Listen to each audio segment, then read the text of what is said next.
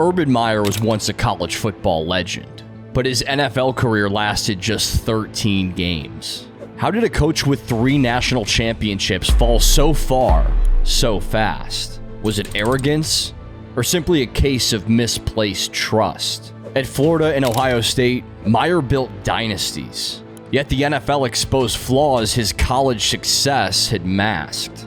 One decision marked the beginning of an unraveling no one saw coming. In under 4 months, he alienated players, embarrassed his franchise, and proved unprepared for professional football. This is the story of how Urban Meyer, a coach who dominated the college football game, collapsed faster than anyone could have predicted.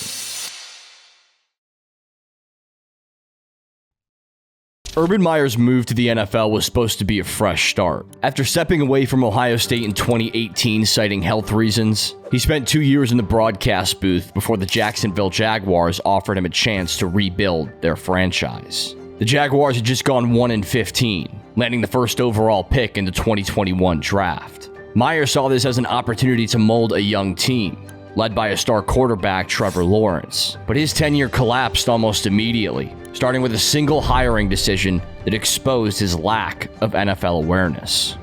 Days after Meyer was announced as head coach, he brought in Chris Doyle as the Jaguars' director of sports performance.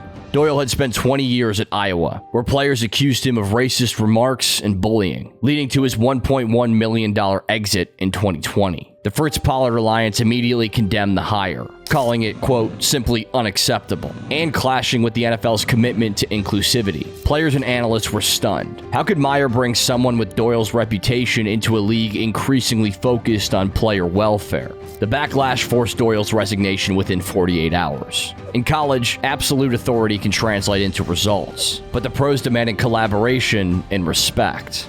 Meyer had bypassed standard hiring processes, making the decision without full organizational input.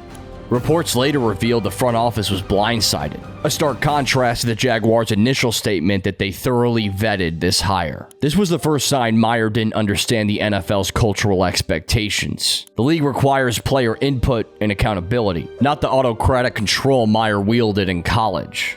His impulsive decision set the tone for the rest of his tenure, defiant and disconnected from professional football's reality. The damage lingered. Player and agents privately questioned Meyer's judgment. Analysts doubted his ability to navigate the NFL's social dynamics. The Jaguars, already struggling, faced league-wide skepticism. This incident foreshadowed everything that followed. From that moment, Meyer's tenure was defined by controversy and poor judgment. If the NFL had a handbook on how not to start a coaching career, Meyer's handling of the Doyle situation would be Chapter 1. Urban Meyer's next move only deepened concerns about his NFL readiness. In May 2021, he signed Tim Tebow as a tight end, a decision that stunned players, analysts, and fans.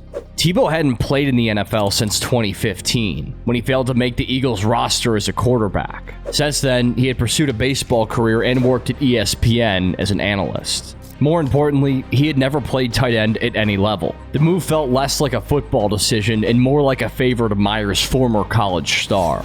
In a pattern of questionable calls, the Tebow experiment did nothing to ease concerns. NFL tight ends have to block 270-pound defensive ends while running precise 15-yard seam routes, skills Tebow had never practiced. Compare this to successful position conversions like Julian Edelman, a college quarterback turned Pro Bowl receiver who spent years refining his craft. Tebow was only given a few months. The reaction was swift. Players privately questioned why the team was wasting limited preseason reps on a 33-year-old project. Analysts call it a needless distraction for a rebuilding franchise. NFL insiders noted successful coaches make calculated moves, not emotional ones. Meyer's decision suggested he still prioritized personal relationships over professional needs. Could a beloved college quarterback really adapt to the NFL at a different position? Tebow's preseason performance answered that. During the Jaguars' first game, one of Tebow's blocking attempts went viral for all the wrong reasons. He struggled with basic blocking assignments and route timing. Within a few days, the Jaguars cut him. The fallout extended beyond the field. The move reinforced concerns that Meyer didn't understand NFL culture. In college, coaches can take risks on legacy players. In the NFL, every roster spot is valuable. Meyer's insistence on Tebow suggested he didn't grasp that difference. By the time Tebow was cut, the narrative had shifted. What started as curiosity about a high-profile college coach turned into skepticism about his professional readiness. The signing showed a coach who didn't adapt, favored loyalty over team needs, and underestimated the NFL's demands. After the Chris Doyle hire, this was Meyer's second major misstep, and the next one would push him past the point of no return.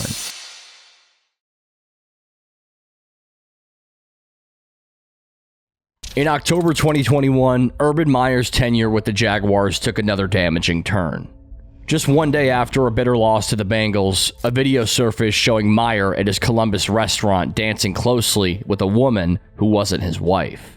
Instead of flying back with the team, he'd stayed in Ohio, a decision that ignited a firestorm when the footage went viral. The optics were devastating. Their head coach partying while his players traveled home after another defeat. Owner Shad Khan called Meyer's behavior, quote, inexcusable, a public rebuke that shattered any remaining trust. Meyer's half-hearted apology, calling his actions, quote, stupid, only deepened the damage. This wasn't just poor judgment.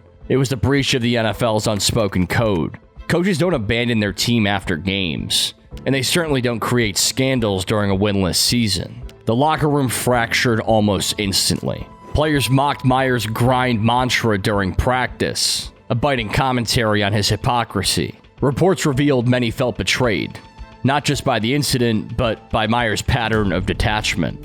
In the NFL, trust is everything, and Meyer had burned his last bridge. The timing amplified the fallout. At 0-4, the Jaguars needed leadership, not tabloid drama. Rumors swirled that Meyer didn't even want to be in Jacksonville. The bar incident crystallized every doubt. His inability to adapt, his disregard for protocol, his failure to command respect. By the time Meyer apologized, no one was listening. The videos had exposed a coach utterly out of touch with his team, with the league, with the reality. For a franchise desperate to rebuild, Meyer's unraveling became the final straw. What began as a private mistake ended as a public collapse, proving the NFL has no patience for leaders who can't put the team first.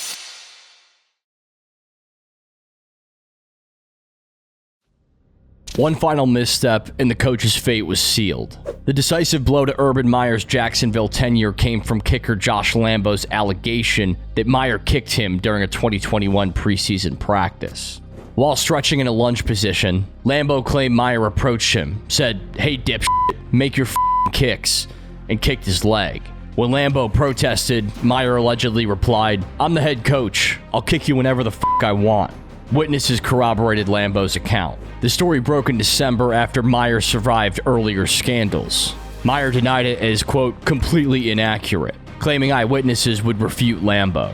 But in the NFL, where coaches lead professionals, not scholarship-dependent college athletes, the language and alleged physical contact crossed clear boundaries. Meyer's words reflected a college coach's authoritarian approach, not the mutual respect expected in pro football. For owner Shad Khan, this was a breaking point after months of controversies. Within hours of the story's release, Khan fired Meyer following a Week 14 loss. ESPN's Dan Orlovsky summarized the sentiment best. Reasons. Number one, Urban Meyer's a bad dude. And then number two, in the NFL, Urban Meyer's a bad coach. The incident exposed Meyer's fundamental leadership flaws.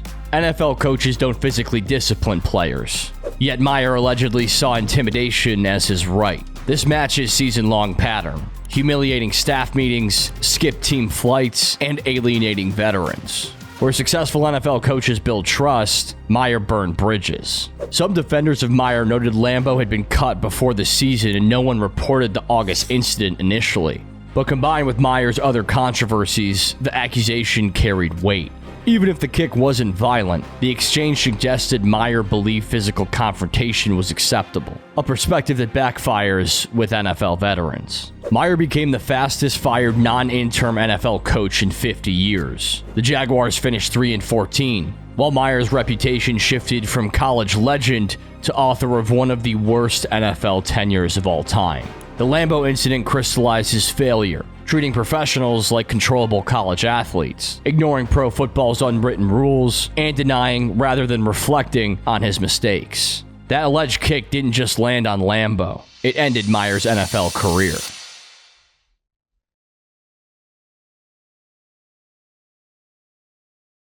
The Jacksonville Jaguars locker room under Urban Meyer became a pressure cooker of dysfunction, ready to explode under constant scrutiny. Players and staff described an environment where humiliation replaced leadership, with veteran Marvin Jones Jr. walking out of a meeting after a confrontation, one of many cracks in which should have been a professional workplace. Meyer's approach alienated multiple players, some questioning whether football was still worth the aggravation. As off-field scandals mounted, the locker room became a battleground. Meyer's treatment of coaches revealed deeper issues, with mandatory meetings devolving into interrogations where staff defended their resumes under scrutiny. One position coach privately wondered if Meyer wanted success or just control, a stark contrast to the NFL's collaborative norms. The hierarchy thrived on fear, not respect. The culture clash extended beyond meetings. Players bristled at Meyer's micromanagement of body language and mannerisms, behavior college players might tolerate but veterans found insulting. Transparency issues worsened the divide. Numerous sources reported that honesty wasn't rewarded in Jacksonville. Decisions lacked explanation, leaving roles unclear. Disagreeing risked humiliation. Staying silent enabled bad decisions. Front office staff felt sidelined, like with the unilateral Tim Tebow signing. Effective NFL team leaders understand coaching as a partnership, not a dictatorship, a distinction Meyer never grasped. Skipping team flights and parading assistants signaled he saw himself above the team. By December, the facility became a place of survival, not preparation. Veterans counted days until the season's end, while staff called morale irreparable long before the Josh Lambo allegation. What began as excitement over a championship coach ended with players celebrating his firing. The mutiny wasn't one dramatic moment, but death by 1,000 cuts, each proving Meyer's fatal flaw. Respect must be earned, not demanded.